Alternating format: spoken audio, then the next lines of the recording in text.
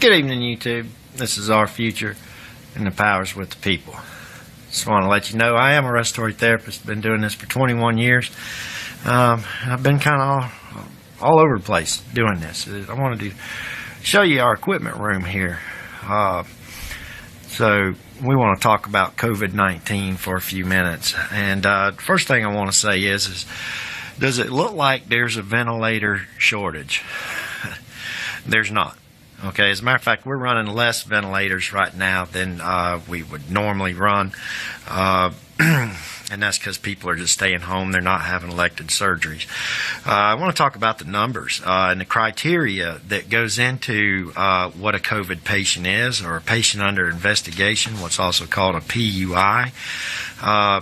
Basically, right now, and the way it has been the last couple of months when they locked us down, is that any patient that came in with a respiratory problem was labeled COVID. Now, that doesn't matter if it's you got stage 4 lung cancer and pancreatitis and heart disease and liver failure and everything else. You're still, because you come in with breathing problems, you're labeled a COVID patient. Now, we have one lady that could do the testing at first. That would go, those tests went to the CDC. Only one person was qualified to test that for the whole place. So several of these patients under investigations were never tested, and maybe they died or whatever. Then they would die of COVID and not of stage 4 lung cancer or these things. This is clear that this is what's come out. Every single patient that needs one of our pieces of equipment here, any of this, if they need any of this stuff, okay, then they are a rule out COVID. And these tests have taken as long as 2 or 3 weeks to get back. We're finally getting what they claim. They've been claiming this for a month. But we're finally getting in-house testing. That's going to change the game, and I think that's what's going on at most places. And what that also means is that now you're going to see the numbers either go up or go down. And I would suspect we're going to see them spike up and then spike down real quick. And this is the reason for the number of deaths. So you have to recognize that if every single patient is under COVID investigation and dies, then that goes into a COVID death. And they're showing the numbers like a football game to scare you. They're showing you loading bodies into a tractor trailer to scare you. I've never in my career ever seen bodies loaded into a tractor trailer. It just doesn't happen. I wonder if those were even bodies. I really don't believe it. All of this stuff is fake. Okay? Look at our ventilators.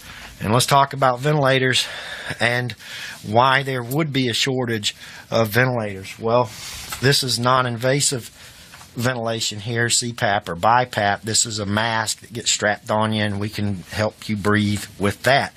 We're not allowed to use those. Okay? We're finally opening up to where we can use them a little bit, but for the most part, since COVID came out, they said absolutely not. That's going to cause the virus to spread all over the place by spraying aerosols everywhere, and so we can't use it. You have to let the patient crash and go straight to a ventilator. Okay? Traditionally, that's not the way we would treat a patient. We also have aerosolized medications, bronchodilators. We're not allowed to use those either. So everything that we would traditionally do, we're not allowed to do. Every patient that comes in, no matter what their history, is labeled a COVID under investigation. So if that patient dies, that becomes a COVID death. Okay? So there's a lot of weird things going on.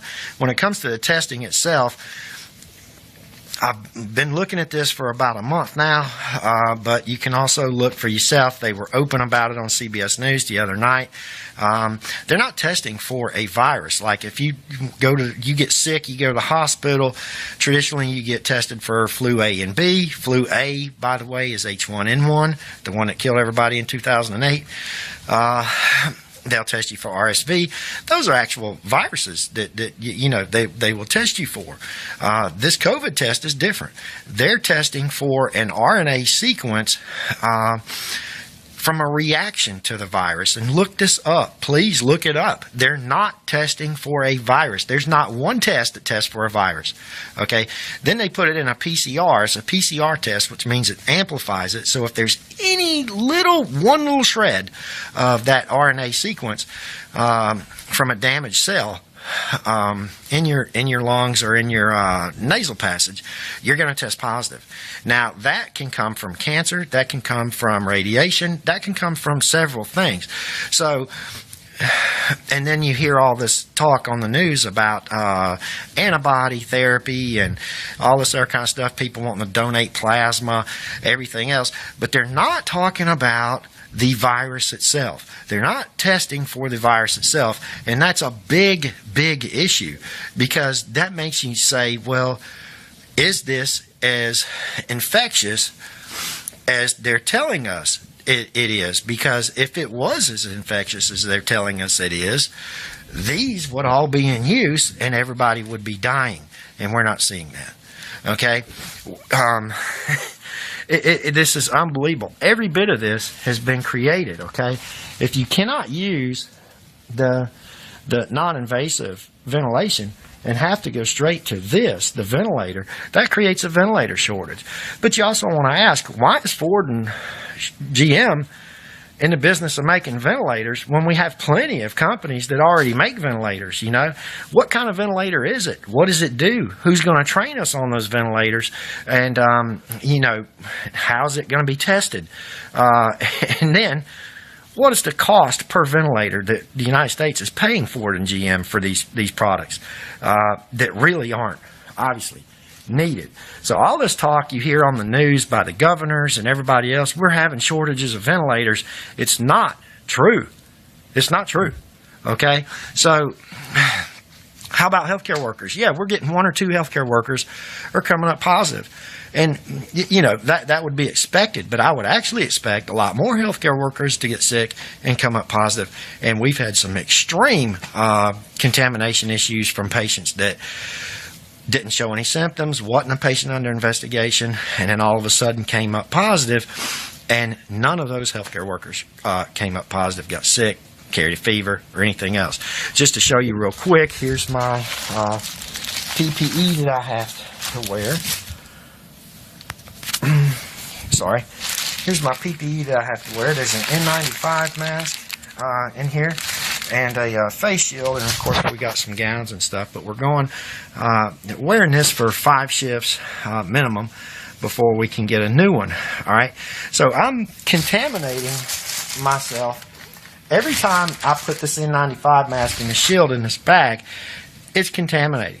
It's contaminating over and over and over again, and then I'm putting the mask on. Okay, I'm still here. I'm not sick, and nobody else is either, except with the exception of 1 or 2. If you look at the areas that these people are in, where the hot spots are, like such in Georgia's Albany and Atlanta, you really have to say, well, why are all these places happening in these condensed areas? Well, I truly believe this is something else that's causing this. All these patients have comorbidities. They're all older, the ones that are, in life-threatening situations. And the mortality rate is really not that low. So if you actually look at what's going on compared to H1N1, H1N1 was a million times more scary than the COVID-19. When it comes to vaccination, you cannot vaccinate yourself really for a sinus infection. It's just not going to work. You can't vaccinate yourself for every little human element that there is. People are going to get sick. What traditionally happens with viruses such as this, if this is a virus, and I'm not so sure it is, but you're going to have a real spike such as in SARS, Zika, H1N1. You're going to have a spike, and then it's going to lose its efficacy, and it's going to drop, and the mortality rate's going to drop. I mean, the people that get really sick is going to drop, so you have this initial little bang, and then it drops off. That's what a virus normally does. I'm not completely convinced this is a virus, and I've been doing this a long time. Do your own homework, do your research, but the equipment should speak for itself. Does this warrant shutting down the country? Does this warrant $6 to $10 trillion in economic stimulus just for this country? Does this warrant all these things that are being put in place?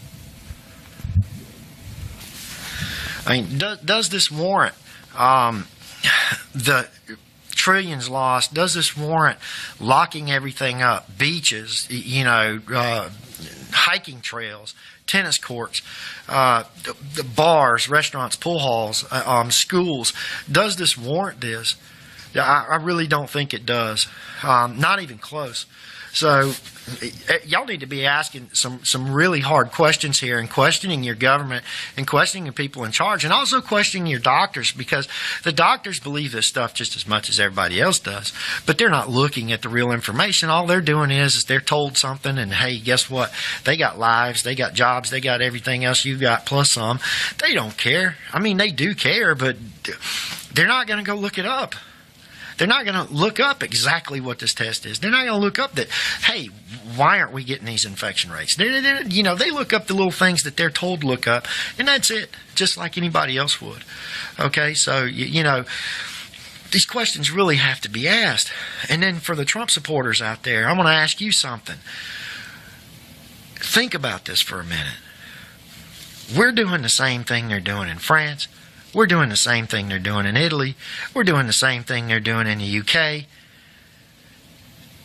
So, does that mean Trump's really in charge of this whole thing? Because I really don't think he is. I think he's being told to do what he's doing, and that's the way it is. I mean, this is a deep state, Illuminati stuff, and this is the real deal. And they're shutting the world down. Okay? Y'all people really need to understand this. The world. Okay? And they're putting our kids and grandkids in severe debt that will never be paid off. And if you think of how many taxes you're paying now, can you imagine what our children and our grandchildren are going to have to pay for this scam? So please look up, do your homework, ask questions, look at our equipment room, ask, why can't we use this if we're not seeing the infections? Why can't we use this non-invasive equipment? Why are we having auto manufacturers make ventilators? Who's testing the ventilators? What kind of ventilator? Price per ventilator? All these things. The economic stimulus package. Is this going to be another corporate bailout where they, give themselves $1 million bonuses while we starve? I bet you it will be. So this is a real dangerous time we're coming into. When it comes to the vaccination,